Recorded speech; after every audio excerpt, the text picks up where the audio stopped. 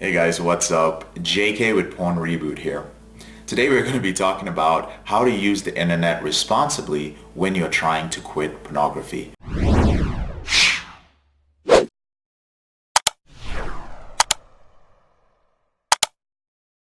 One of the things that I've noticed with many men who are beginning their journey to end their out-of-control behavior with porn and masturbation is that once they've identified that pornography is a problem, you try to create boundaries with porn.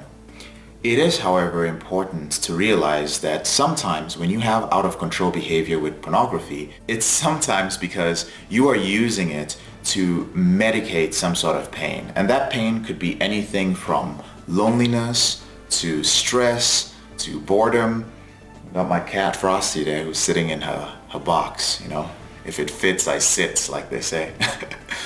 As I was saying, we use it to medicate different types of pain. It could be stress, it could be some sort of unresolved issue from your past, it could be loneliness, it could be boredom for many guys. Whatever the case may be, if you're using porn to medicate an issue, it's also possible that you're using something else on the internet to medicate a feeling. So let's say you get stressed at work and you don't have access to pornography. Well, you hop on Instagram and you start swiping through Instagram. The time you would usually spend on porn is spent on Instagram. But you've created these very powerful neural connections in your brain, these neural pathways that ultimately lead to porn because that's the most amount of stimuli you're going to receive. And what happens is that when you're on Instagram, you could be scrolling, and many of you have had this experience, and then you come across a girl who's working out, a girl in a bikini, and it triggers you. And you want to have more stimuli, but your brain has been trained for the stimuli of hardcore pornography. So it's not enough for you to just masturbate to the picture of this girl. So what you do is you promptly break your boundary that you have with online pornography. You watch porn and you found out that you slipped. And this cycle keeps repeating itself. But what you may not have realized is that it's not that you're struggling so much with pornography. It's just that you haven't started the reboot process the right way. You haven't set up the right boundaries. And unfortunately, for a lot of guys, there have to be more boundaries, and those boundaries have to go beyond pornography. So I'm going to be talking about some of the ways that you can set up boundaries with the internet. And I'm going to say one thing before I begin. A few of these boundaries, or all these boundaries, might sound a little bit restrictive, especially if you spend a lot of time on the internet. But I've worked with over 500 men one-on-one. We have a lot of guys in our coaching program. We have thousands of students who have come through our courses. And one of the things that we've discovered is that when you set up strong boundaries with the internet, it makes the rewiring process from your addiction to online pornography much easier. The first thing to do is get a filter.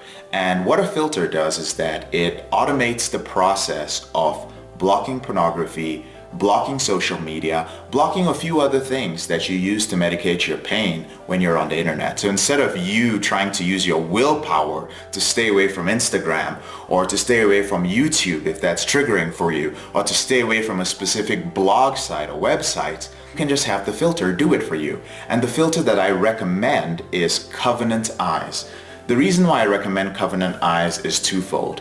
I recommend it because it has an accountability or ally feature. And the reason why they have that is because the folks at Covenant Eyes understand that filtering devices are not enough. As many of you may have experienced, when you put a filter on your device, you bypass it one way or the other. If you really want to find pornography, find something to masturbate to, you're going to find it.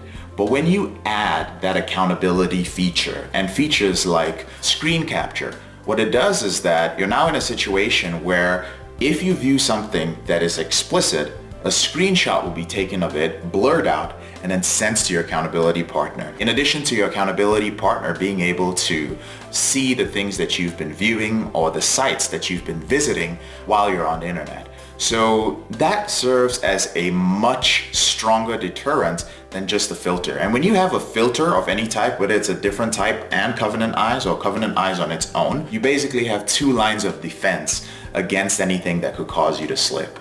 So Covenant Eyes is what I recommend. There's a link to try them out in the description below. All you need to do is use the code REBOOT1 at checkout, and that's going to give you access to 30 days free to try out Covenant Eyes.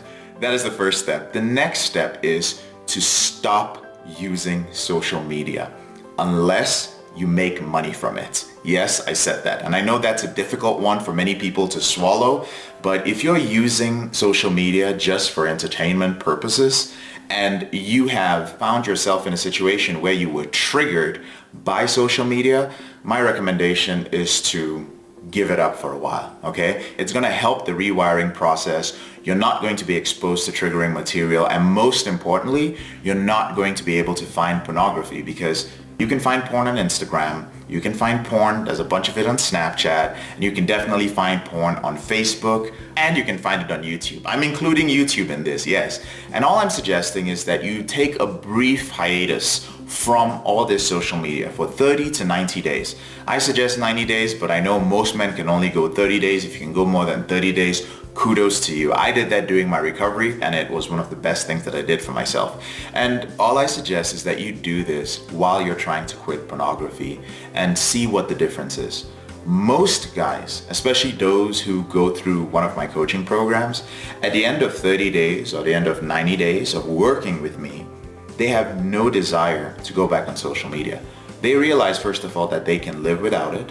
They also realize that one of the reasons why it was so difficult for them to quit when they were working on their own before they teamed up with a mentor was because they had free access to social media. They always had something to go to. But without social media, now they had to read books, they had to go out and be social, they had to pick up hobbies or pick up their old hobbies, dust them off, and engage in them again, or they had to spend time with their kids or their partner. So believe it or not, you'll be surprised at the number of things that you're missing out on in life when you're spending time on social media.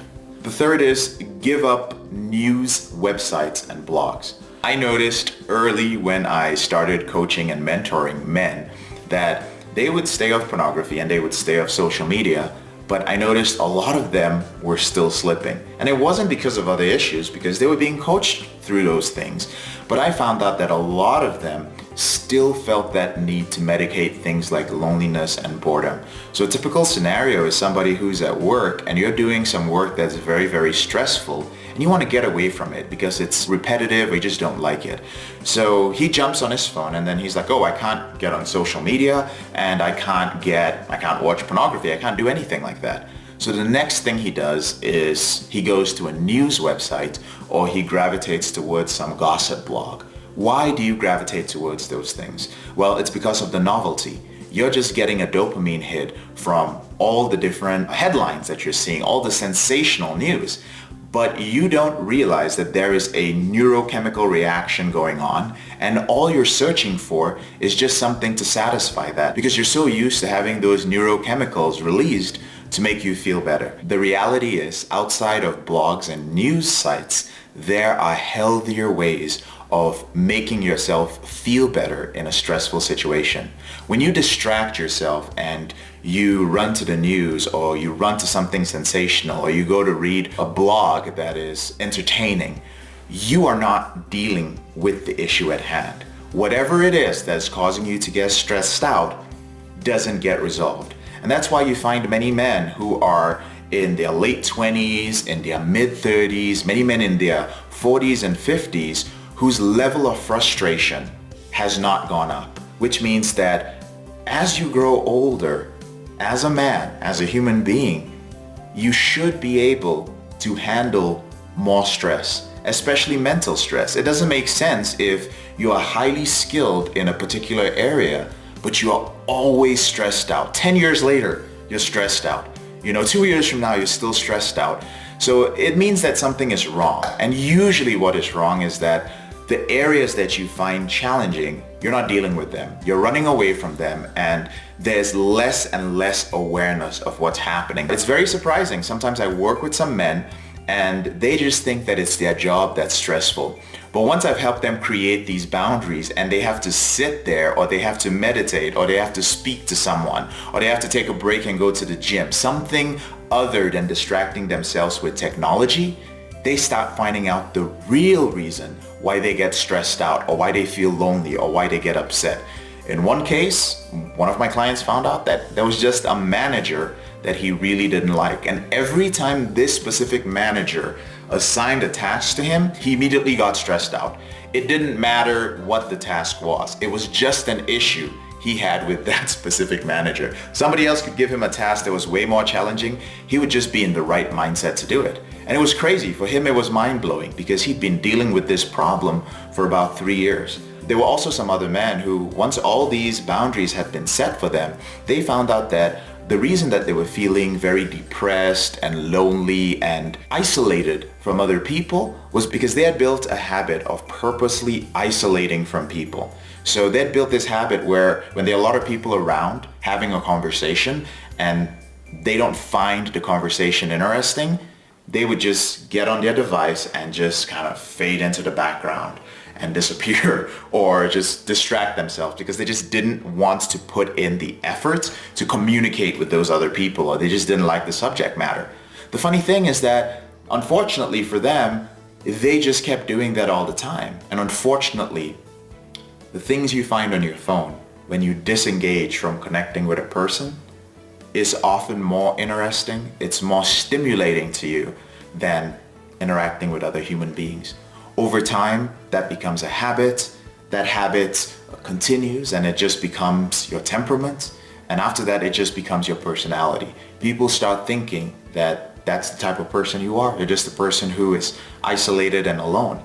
And one day you try to, maybe somebody talks to you about it or you read about it in a book. Something happens that kind of makes you realize that, hey, maybe I could work on talking to people more. But now you've done it for so long, you've disconnected with technology for so long that it becomes very challenging to put yourself back among people and to find regular conversation, banter, even fluff talk. You find that very challenging, and that causes you to feel isolated and sometimes even rejected. With this specific client, when we realized he had this problem, and he ran a business, I would coach him through having conversations with his employees again. Just regular basic conversation, which is very uncomfortable for him. He could talk about stuff that was related to work, but that made him a very distant person from his employees because all they saw was just this very strict, business-minded individual who really didn't care about their personal lives or anything else that was going on. But once he started having these conversations with them, he found it challenging at first, but the next thing he knew is that they started asking him about his life. And suddenly he was like, wow, I don't feel lonely anymore, because once in a while, my employees and the people around me actually go like, hey, how's your wife? How's your kid? You know, how did they do in the track meets? Like little questions like that. And then suddenly he started feeling that he wasn't so alone. And it all began by creating boundaries with his technology and making an effort to connect with those who were around him. My fourth suggestion is consider putting aside a very specific time as entertainment time. A lot of guys complain to me that they feel fatigued throughout the day. They're like, maybe it's a result of my porn addiction. That's why I'm always tired and fatigued and, I just feel like I don't have energy to push through the day. Now, when a man comes to me to work with me and he complains about fatigue, I don't automatically assume that it is due to pornography. We first go through a health check. It could be a possible health issue. It could be, vitamin D deficiency. He might be deficient in B vitamins. He might have a problem with his thyroid. He might have low testosterone. All those things are things that a qualified medical professional can help him with. But I do have a checklist to go through all those issues. Another thing I go through before we even talk about pornography is I look at how he's spending his day. Most of you do not realize that when you spend a lot of time jumping from a task you're trying to focus on to entertainment, your brain, our brains, are not designed to handle that much stimuli. Our brains can't handle jumping from Tinder to Instagram to Facebook to YouTube and doing that hundreds of times a day. That's how many times you're doing that. Some of you have no idea how many times you're opening specific apps. But what that does is that absolutely exhausts your brain, and you find yourself always being exhausted, always being tired, always being fatigued, because your brain is doing so much work. It's processing and rejecting so much information, then consuming a little bit, and while you're doing that, you're training your attention span to become smaller and smaller and smaller. So a lot of times guys will hop on a game and play a game for a little bit, or watch a series for 30 minutes in the middle of the day, or hop on the Xbox or PlayStation and play for a little bit. All these things are distractions, and they are not helping your brain rewire. In fact, they are putting you in a state where you still are trying to medicate something, some emotion, some pain, some situation that you are experiencing in the moment. You want to run away from it and distract yourself. And if you keep running away from it, you are eventually going to end up running to the most powerful thing, the thing that releases the most amount of dopamine, and that is pornography. Do you see the connection? So my suggestion, and I suggest this, actually I enforce this with many of my clients, is having a specific time for entertainment. I do the same thing myself. I love anime. I still watch Netflix. There are a couple of series that I follow here and there, but all of this is done during a pre-scheduled time. There's a specific time in the day that is dedicated to this, and after that it's on to other things. This is one of the best ways to conserve your energy. It's one of the best ways to maintain your recovery and have some structure around it. Finally, learn how to build a life outside of the internet. One of the first things that I examine when a man comes to work with me as his mentor is we take a look at different aspects of his life. We look at things like his community. We examine his biochemistry, what is happening with his biology. We also take a look at his environment. And when I talk about environment, a lot of men assume that I'm talking about this sort of environment, where they live, where they work. Yes, we look at that. A lot of us also have another environment that we do not take into account, and that environment is the internet. For many of us, our social lives are on the internet. All our entertainment is on the internet. Our validation, and for the most unfortunate of us, in my opinion, our sense of self and our entire self-image is built on the internet. I'm not going to go too deep into it. I'll definitely put together another video on that topic, but it is important to start creating a life outside of the internet. That's actually where life happens. Yes, you do have emotional reactions. You experience emotions when you're in front of a screen and you are engaging with the internet. But the real life-changing stuff happens offline. It happens many times when you are alone and when you are in solitude. It happens many times when you are one-on-one with somebody. It happens after an interaction with a group of people or with another person. It happens spontaneously in nature. The truly important things are happening outside, not on the internet. So building a life in an environment outside of the internet is very important. So there you have it, guys. How to use the internet responsibly while quitting pornography. If you would like to learn how my clients who have stayed off from pornography from 2 to 5 years have done so, if you would like to learn the system that they used, I've put it all together in my free ebook called Confessions of a Porn Addict, 7 Secrets of Porn-Free Men. And you can get a copy of that in the description below. I'm JK, your brother in this struggle. Thank you so much for taking the time to watch this video. I'll see you later in the week. Have a great day.